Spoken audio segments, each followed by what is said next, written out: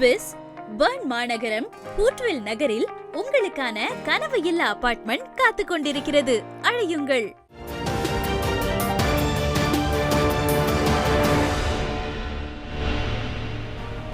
செய்திகளுக்கு அப்பால் நிகழ்ச்சியில் மீண்டும் உங்களை சந்திப்பதில் மகிழ்ச்சி. வணக்கம்.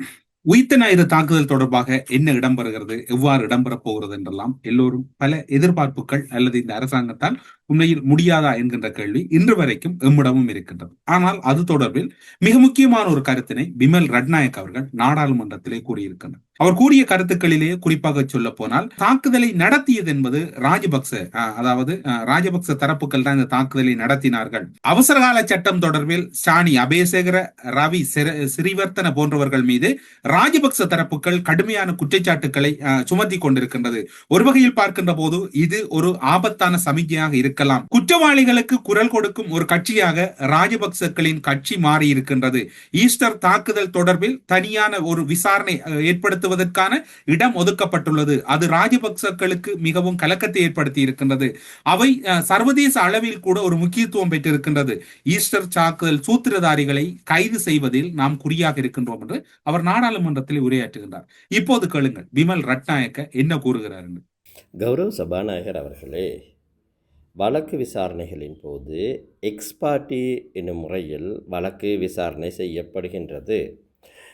சந்தேக நபர் அல்லது குற்றவாளி நீதிமன்றில் முன்னிலையாக தவறினால் எக்ஸ்பார்ட்டி முறையில் வழக்கை விசாரணை செய்து தண்டனை விதிக்கப்படும்.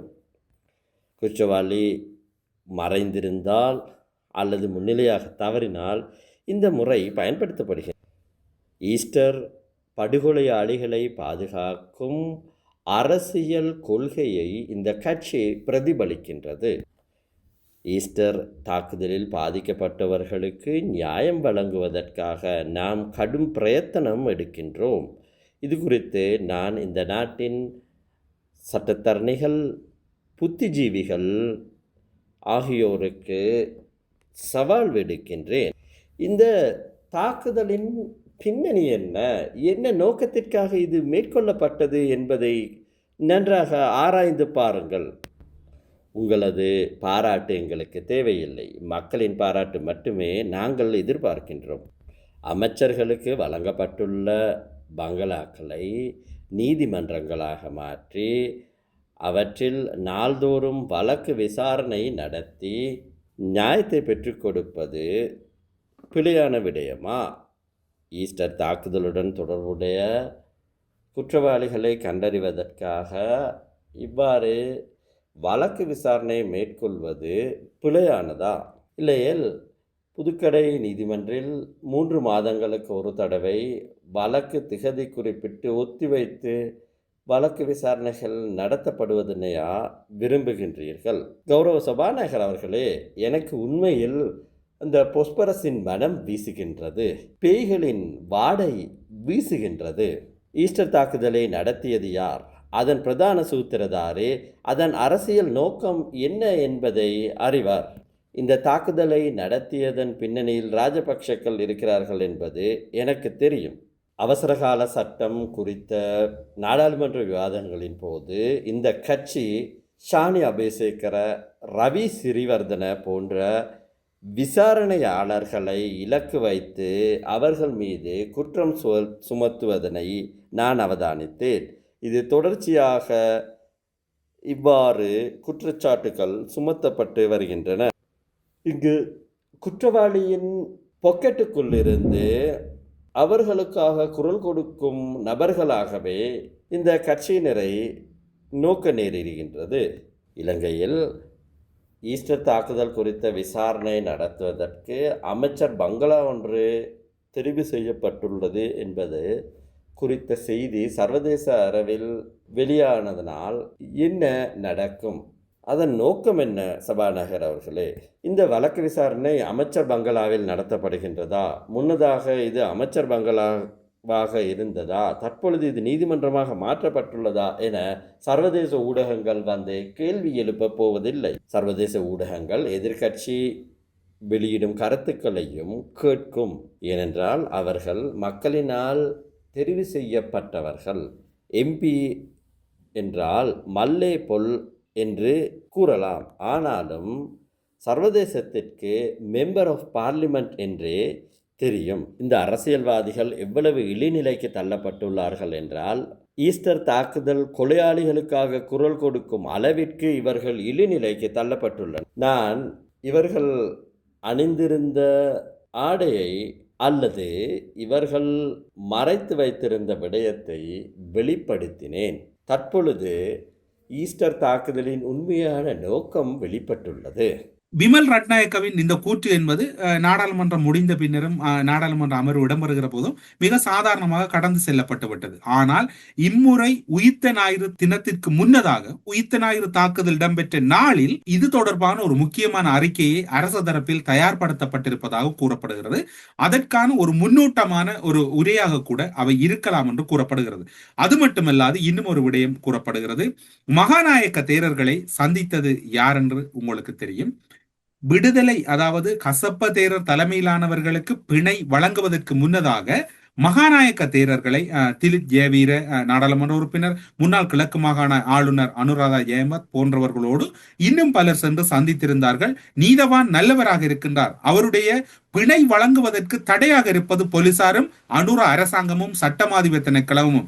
நீதவான் குறிப்பிட்ட பிணையினை வழங்க முடியும் என்கின்றார், ஆனால் போலீசார் வழங்க முடியாது என்று முரண்பட்டுக் கொள்கிறார்கள். போலீசாருடைய இந்த மிக முக்கியமான விடயம்தான் அந்த பிணைக்கு தடுதலாக இருக்கின்றது.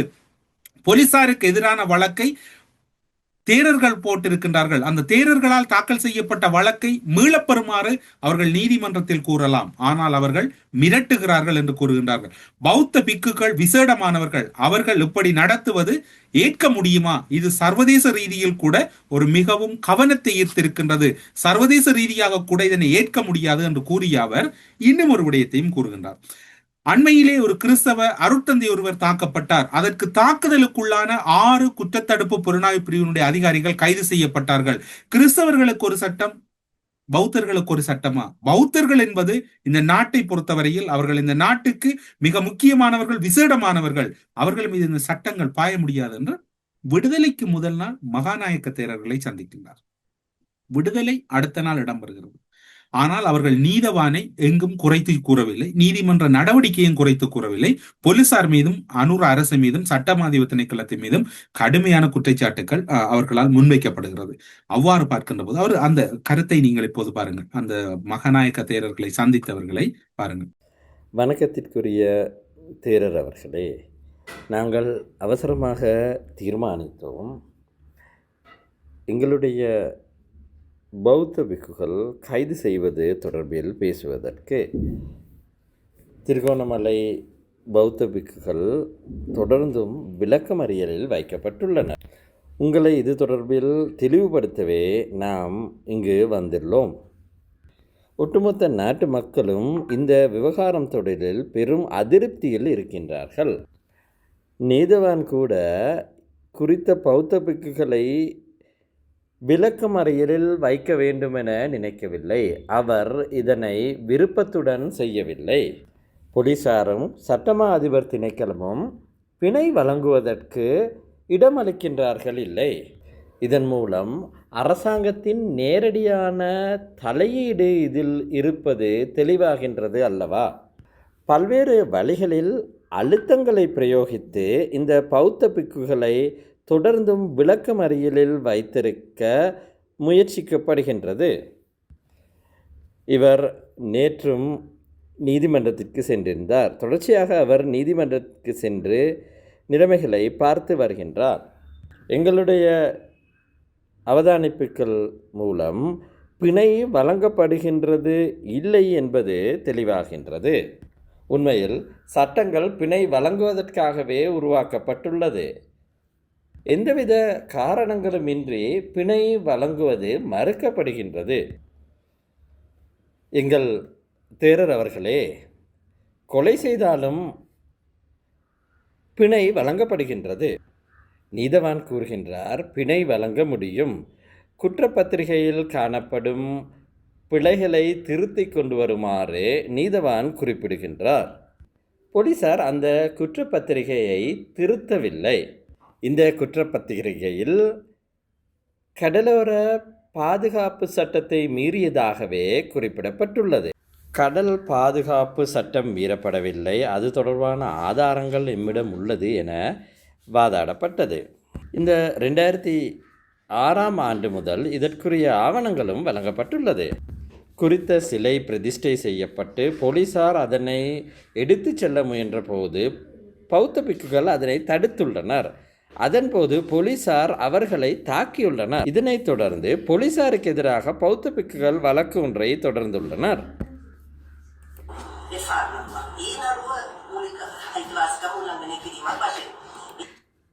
அடிப்படை உரிமை மீறல் என்ற அடிப்படையில் இந்த வழக்கு தொடரப்பட்டது. இந்த வழக்கினை வாபஸ் பெற்றுக்கொள்ளுமாறும் போலீசார் சில நேரங்களில் கோருகின்றனர். போலீஸ் நிலையத்திற்குள்ளும் நீதிமன்றத்திற்குள்ளும் இந்த கோரிக்கை விடுக்கப்படுகின்றது. இவ்வாறான ஒரு விடயம் வரலாற்றில் எப்பொழுதும் இடம்பெற்றதில்லை. கௌரவ நீதிமன்றத்திற்குள் நீதவான் முன்னிலையில் இதனை கூறியிருக்கலாம். எங்களுக்கு எதிரான வழக்கை வாபஸ் பெற்றுக்கொண்டால் கடல் பாதுகாப்பு சட்டத்தின் கீழ் என்ற பிரிவினை நீக்கிக்கொள்ள தயார் என அவர்கள் கூறியிருக்கலாம். இது மிகவும் அநீதியான ஒரு செயலாகும். தேரர் அவர்களே, நாம் நினைப்போம் இங்கே ஒரு குற்றம் இடம்பெற்று உள்ளது என. குற்றம் இழைக்கப்பட்டிருந்தாலும் விளக்கமறியல் உத்தரவினை தண்டனை வழங்குவதற்காக பயன்படுத்த முடியாது அல்லவா? பொதுமக்களுக்கு கூட இதனை செய்ய முடியாது. பௌத்த பிக்குகள் என்பது விசேடமானவர்கள். அவர்கள் எங்கள் நாட்டின் ஓர் குறியீடு அல்லவா? இதன் மூலம் நாம் உலகிற்கு என்ன செய்தியை கூற வருகின்றோம்? நான் இதனை மிகைப்படுத்தி கூறவில்லை. எனினும் மக்கள் கடுமையான அதிருப்தியுடன் இருக்கின்றார்கள். கட்சி பேதமின்றி மக்கள் அதிருப்தியுடன் இருக்கின்றார்கள். கிறிஸ்தவ பாதிரியார் ஒருவர் மீது தாக்குதல் நடத்தப்பட்ட போது கர்தினல் அவர்கள் தலையீடு செய்து அது குறித்து கேள்வி எழுப்பியிருந்தார். அதன் பின்னர் போலீசார் கைது செய்யப்பட்டனர். எனினும் இங்கு பௌத்த பிக்குகளை தாக்கிய போலீசார் வெளியேயும் தாக்குதலுக்குண்டான பௌத்த பிக்குகள் உள்ளேயும் இருக்கின்றார்கள். அரசாங்கத்தினால் வழங்கப்பட்டுள்ள ஆவணங்கள், அரசாங்கத்தினால் வழங்கப்பட்டுள்ள அனுமதிகள், புண்ணிய பூமி என்ற அடிப்படையில் இந்த காணிக்கு வழங்கப்பட்டுள்ள உறுதி போன்ற ஆவணங்கள் இங்கே காணப்படுகின்றன. கடல் பாதுகாப்பு பிரிவு, சுற்றடல் பாதுகாப்பு பிரிவு போன்றவற்றின் அனுமதிகளும் கிடைக்கப்பெற்றுள்ளன. இந்த அனைத்து விடயங்களையும் நாம் நீதிமன்றில் சமர்ப்பித்துள்ளோம்.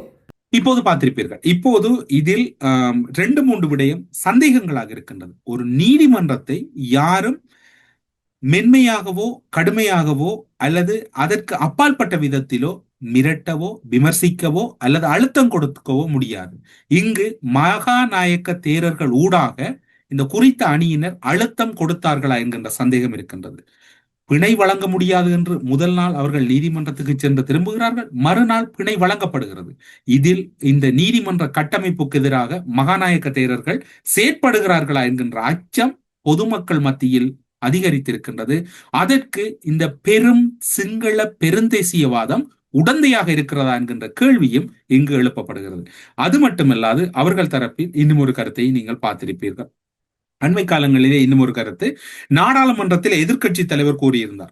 பௌத்த தேரர்களை கைது செய்தமை என்பது பௌத்த மதத்தை அவமதிக்கின்ற செயல், இதனை அனுமதிக்க முடியாது என்று அவர் குறிப்பிட்டார். இப்போது எதிர்க்கட்சி தலைவரின் கூற்றை நீங்கள் பாருங்கள். மனுவை நீக்கிக் கொண்டால் பிணை வழங்குவதாக சொல்லுகின்ற தரப்பினர் தான் இவர்கள். ஆகவே தேரர்களை சிறையில் அடைத்திருக்கின்றார்கள். ஆகவே எந்த அடிப்படையிலேயே மிகுந்தலை தேரர் அவர்களை மோசமானவர் என்று நீங்கள் சொல்லுகின்றீர்கள்? இது எந்த பிரிவின் கீழ் வருகிறது? அப்படி கதைக்க முடியுமா? ஒரு மத குருவை நீங்கள் அப்படி விழிக்க முடியுமா? அரசு தரப்பினர் சொல்கின்றார்கள், நான் சொன்னதாக சொல்லுகிறார்கள். அந்த அளவுக்கு இவர்களுக்கு மூளை இருக்கிறது என்றுதான் நாங்கள் விளங்கிக் கொள்ள வேண்டும். அந்த அளவுக்கு அறிவு இருக்கிறது என்றுதான் விளங்கிக் கொள்ள வேண்டும். நான் சொன்னதாக இவர்கள் சொல்லுகிறார்கள். ஆனால் ஒட்டுமொத்த நாட்டு மக்களும் தெரியும் யார் கீழ்த்தரமானவர்கள், யார் சிறந்தவர்கள் என்று நாட்டு மக்களுக்கு தெரியும். பௌத்தத்துக்கு முன்னுரிமை, பௌத்த தேரர்கள் இந்த சட்டத்தினாலே அடைக்கப்பட்டிருக்கிறார்கள் என்று கூறுகின்றீர்களே, எப்படி இதனை அனுமதிக்க முடியும் என்று தமிழரசு கட்சியின் அம்பாறை மாவட்ட நாடாளுமன்ற உறுப்பினர் மிக கடுமையான கேட்கின்றார். இந்த நாட்டிலே பௌத்த தேரர்களுக்கு ஏதாவது விதிவிலக்கு இருக்கின்றதா? இப்போது நீங்கள் கோடீஸ்வரன் அவர்கள் என்ன கூறுகிறார் என்று பாருங்கள். சஜித் பிரேமதாஸ் அவர்களிடம் இந்த ஒரு விடயத்தை கேட்க விரும்புகின்றேன். இங்கே இந்த நாட்டிலே பௌத்த தேரர்களுக்கு மட்டும்தானா இந்த பிரச்சனை இருக்கின்றது, அல்லது ஏனைய மதத்தவர்களை நீங்கள் ஒரே சமத்துவமாக நீங்கள் பார்க்கவில்லை? தேரர்களுக்கு ஒரு நீதி, பூசா ஐயர்களுக்கும் அல்லது கிறிஸ்தவ பாதிரியாருக்கும் அல்லது முஸ்லிம் மௌலவிகளுக்கும் ஒரு நீதியா இந்த நாட்டிலே என்று கேட்க விரும்புகின்றேன். இதிலே அவர் பௌத்தத்துக்கு முன்னுரிமை கொடுக்க வேண்டும், தேரர்களை பாதுகாக்க வேண்டும் அவர் என்று குறிப்பிடுகின்றார். ஆகவே இந்த நாட்டிலே தேரர்கள் பிழை செய்தாலும் அவர்களுக்கு தண்டனை இல்லை என்று அவர் கருதுகின்றார்.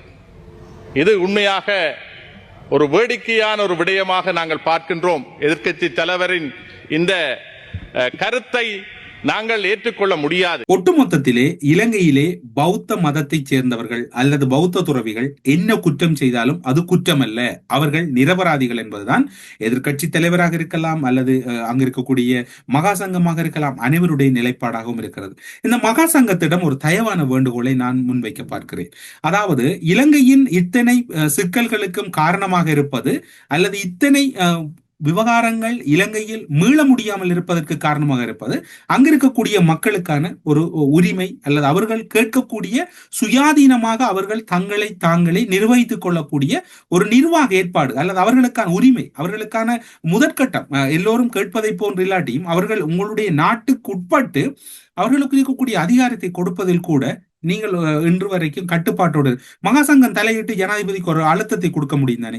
இங்கு தமிழ் மக்கள் அவர்கள் இலங்கை யாப்பின்படி ஒரு தேசிய இனம், அவர்கள் தனித்துவமாக செல்லாது விட்டாலும் அவர்கள் தனியாக வாழ்வதற்குரிய உரிமையை கொடுங்கள் என்று இன்று நீதிமன்ற தீர்ப்பு என்ன வரப்போகிறது என்று முதல் நாள் அவர்களுக்கு பிணை வழங்க முடியாது என்று கூறிய நீதிமன்றம் அடுத்த நாள் பிணை வழங்குவதற்கு முன்னதாக திலித் ஜெயவீர போன்றவர்கள் சந்திக்கின்றார்கள். மறுநாள் பார்த்தால் அவர்கள் பிணை வழங்கப்படுகிறது. இப்படியாக மகாசங்கம் ஒரு வலுவான நிலையில் இருந்தால் நீங்கள் மகாசங்கம் இந்த விடயத்தில் ஏன் கையாள முடியாமல் இருக்கிறது? கைது செய்யப்பட்டிருக்கக்கூடிய கசப்ப தேரர் பிணையை செல்லுகின்ற போது என்ன கூறுகிறார் பாருங்க. சிங்கள மக்களுக்காக குரல் கொடுப்பது நிறுத்தப்படாது. இது சிங்கள பௌத்திய ராஜ்யமாகும். இந்த ராஜ்யத்தின் எதிர்கால சந்ததியினருக்கு நாட்டை பாதுகாத்து கொடுப்பதற்கு நாம் எமது உயிர்களையும் தியாகம் செய்ய தயாராக உள்ளோம். இலங்கை என்பது சிங்கள பௌத்த ராட்சிய, சிங்கள மக்களுக்கு ஆதரவாக குரல் கொடுப்பது நிறுத்த முடியாது. அவர் கிட்டத்தட்ட ஒரு எச்சரிக்கின்ற துணியில் தான் அங்கு கூறிவிட்டு செல்கிறார். இலங்கை ஒரு பௌத்த நாடு என்பது கசப்ப தேரருக்கு பிணை வழங்கியதோடு அனுர ஆட்சியிலும் பௌத்த தேரர்களை தாண்டி எதுவும் செய்ய முடியாது என்பது நிரூபணமாகி இருக்கின்றது. புத்தர் சிலை அகற்றப்பட்டால் தான் பிணை வழங்க முடியும் என்று ஒரு கட்டத்திலே சட்டமாதிவு திணைக்களமும் போலீசாரும் கூறியிருந்தும் கூட இன்று எதுவும் அசையவில்லை.